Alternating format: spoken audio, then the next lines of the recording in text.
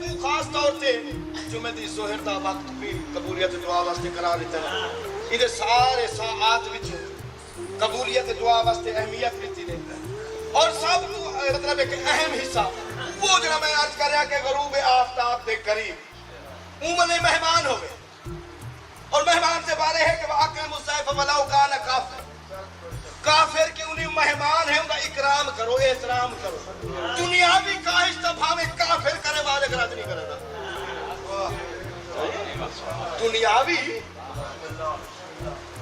فرمائش وہ بھی کرے تو رد نہیں کرے گا, مالک رد نہیں کرے گا. کیونکہ ایسا کیا ہونے آئے؟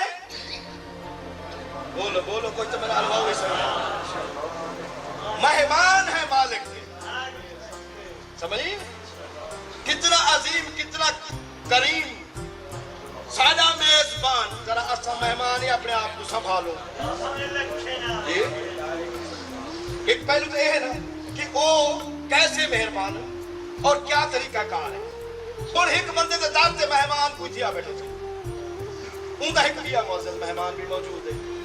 وہ ہٹ سے ان کی غیبت کو لگا بیٹھو, ان کی چوری کرنے سے مصروف ہو, ان کو گالی گلوچنے والے سے مصروف ہو, ان کی عزت نفس مجروح کرنے میں مصروف ہو.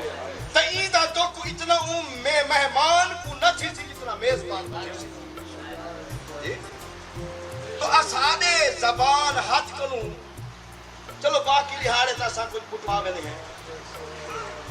کیا شریف مہمان انہیں بھی ایسا سارے ہفتے پاک خاندان دے مہمان آتے این الہار شہنشاہ امام زمانہ دے مہمان ہو سارے ہوتے کیا حکم لاگو تھی سی. کیا اسا جو حقوق مہمانی ہیں وہ ادا کرنے چ مصروف ہی سے کیا ہے اسا کو لکھا مجھے کیا شریف مہمان ایمیں ہوں میں جی اسا ہے.